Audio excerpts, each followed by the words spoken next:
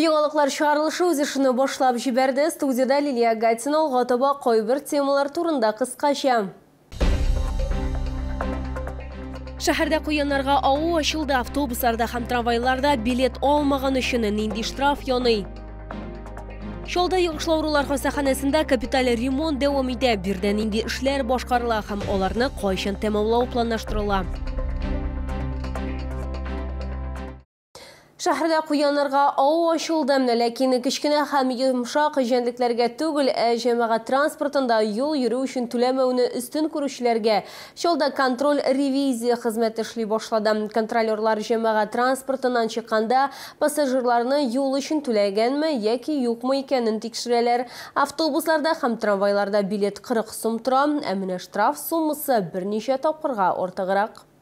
Контроль ревизия хезмәте белгечләренең берсе Фирдания Садриева көн саен ул җәмәгать транспорты пассажиры өчен юл түләгәнме юкмы икәнен тикшерә. Көн дәвамында контролер ревизор шәһәр буйлап йөри. Кешеләр күп җыелган тукталышлар игътибар үзәгенә эләгә.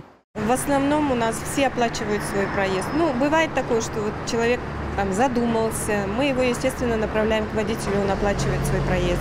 Были, конечно, пару человек, которые не оплатили, ну, это уж личности такие там не очень приятные, так скажем. Контролер ревизорларның телефонына махсус программа йөкләнгән. Шушы кушымта ярдәмендә алар кешенең юл өчен түләгәнме, юкмы икәнен белә алалар. Моның өчен банк яки социаль картаны тәкъдим итүдә җитә һәм барысында ачыклап була.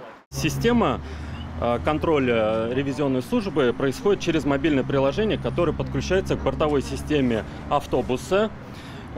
После этого система получает взаимосвязь и происходит уже контроль прикладыванием карты банковской либо телефона. И система пишет, оплата прошла, либо оплата не прошла. В первую очередь контролеры смотрят за теми пассажирами, которые выходят со средней двери, потому что человек, который вышел со средней двери, это наиболее вероятный случай неоплаты проезда, потому что оплата проезда происходит у нас при выходе из салона на первой двери. Җәмәгать транспортында йөргән өчен билет 40 сум тәшкил итә, штраф суммасы 2500 тәшкил итә. Лилия Гатина, Эльмира Гайнетдинова, Тимур Сафронов, Яңалыклар. Беренче һәм капиталь Йорчалда йогышлаурулар хастаханәсендә капиталь ремонт дәвам итә. Нисегезгә төшерәм, ул 2018 елда башланды. Хәзерге вакытта А, Б, В1, В2 һәм Г блоклары яңартылган. Бүген төзелеш эшләренең барышын шәһәр мэры Наил Мәхдиев та тикшерде. Аның белән урынга безнең төшерү төркеме дә чыкты. Хәзер бирдә нинди эшләр башкарыла һәм аларны кайчан тәмамлау планлаштырыла. Җавапларны алдагы материалда яңгыратырбыз. Төзүчеләр галереяны төзекләндерүгә керешкән. Аның гомуми майданы 600 квадрат метрдан артык, озынлыгы 150 метрдан артыграк Г блогыннан Б һәм А блогына кадәр. Галерея – это санитарная зона, то есть это передвижение пациентов по заразной зоне, так скажем, да, по красной зоне. Распределение идет таким образом в зависимости от нозологии. Госпитализация происходит в отдельные боксы и в отдельные здания. Хастаханәнең баш табибы сүзләренчә, эле галерея салкын һәм анда җил йөри торган булган. Бирдә кыш көне бик суык була. Хәзер андый проблемалар булмаячак. Галереяда батареялар урнаштырылган. Мы сейчас делаем пожарную сигнализацию, замки, скуды так называемые. Ну, в принципе, оповещение пожарное. Ну, такие работы в данный момент производим. Галереяда, гаражда һәм КППда төзелеш эшләрен төгәлисе калган. Йогышлаурулар хастаханәсендә контроль үткәрү пунктын яңартачаклар. Ул модульле булыр дип планлаштырыла. Вот здесь будет конструкция и ворота открываются. То есть до 6 метров ворот открываться будет, чтобы пожарный проезд был. Внутрь? Да, обязательно. И туда, даже туда. Их 3 штуки у нас. Вот здесь проезд, возле... Около Б проезд и Г проезд. Ремонт иң зур В блогында старт алган. Шәһәр башлыгы сүзләренчә, бер мизгелдә клиниканы ябу мөмкин булмый. Пациентларны да дәваларга кирәк. Йогышлаурулар хастаханәсенә бөтен Кама аръягы төбәгендә яшәүчеләргә хезмәт күрсәтә. Мы понимаем, насколько это было непросто в действующем лечебно-профилактическом учреждении проводить ремонт. Это нужно было больных перемещать, создавать там определенные особые условия, Это не терапевтическое отделение, это даже не хирургическое отделение. Здесь особо опасные инфекции. Инфекцион хостахананың үзін яңартудан тыш медицина учреждениесіне заманча жиһазлар да сатып алганнар. Капиталь ремонт ағымдағы елның 1 сентябрына қадар тәмамланыр деп планлаштырыла. Лилия Гатина, Эльмира Гайнетдинова, Тимур Сафронов, Яңалыклар. Ершол онкология диспансерында сүт безін алу бойынша операция кешірген пациентлар үшін пилот проект эшләтеп җибәрелде. Проект кысаларында Казаннан инструктор методист Саухавада дәвала физкультурасы бойынша дәресләр үткәрә. Алар операциядан соң катлаулануларны профилактикалауга юнәлдерелгән. Пациентлар һәм медицина хезмәткәрләре белән хезмәттәшем аралашты. Если про зиму будем говорить, там лыжные прогулки, акваэробика. Нинди физик активлык файдага булачак, ни өчен велосипедта утыруны алыштырырга кирәк? Бу сорауларга җавапларны онкопациентлар ишетте. Башта аларга лекция үткәрделәр, шуннан соң гына хатын-кызлар дәресләрнең практик өлешенә керештеләр. Наклонились и выполняем покачивание легких.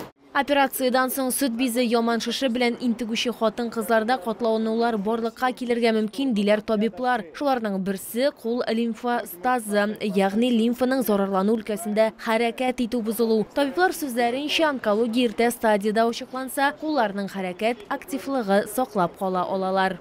Таким пациентам показана как раз таки операция по удалению опухоли с определением сторожевых лимфоузлов. То есть удаляется сторожевой лимфоузел, если он не поражен, то вообще лимфатический коллектор не трогается. А раз не трогается, соответственно, и движения на стороне поражения верхней конечности остаются, сохраняются.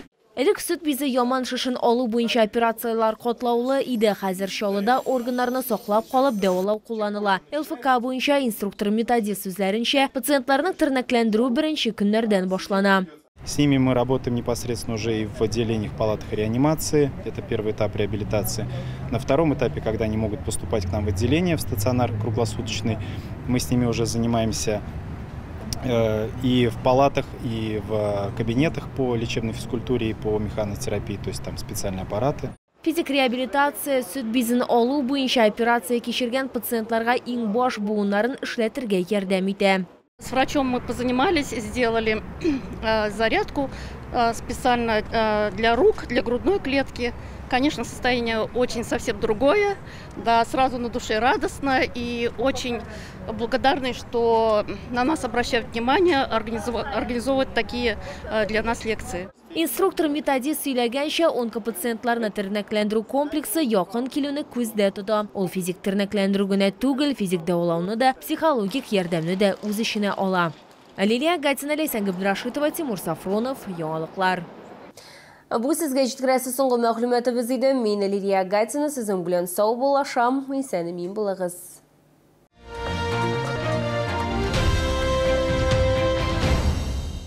Нейропсихологический центр «Разум». Прием ведут нейропсихологи, психологи, логопед-дефектолог, остеопрактик, специалист по сенсорной интеграции. Работаем с детьми с 1,5 лет. Наш адрес – Набережные Челны, 12/34А.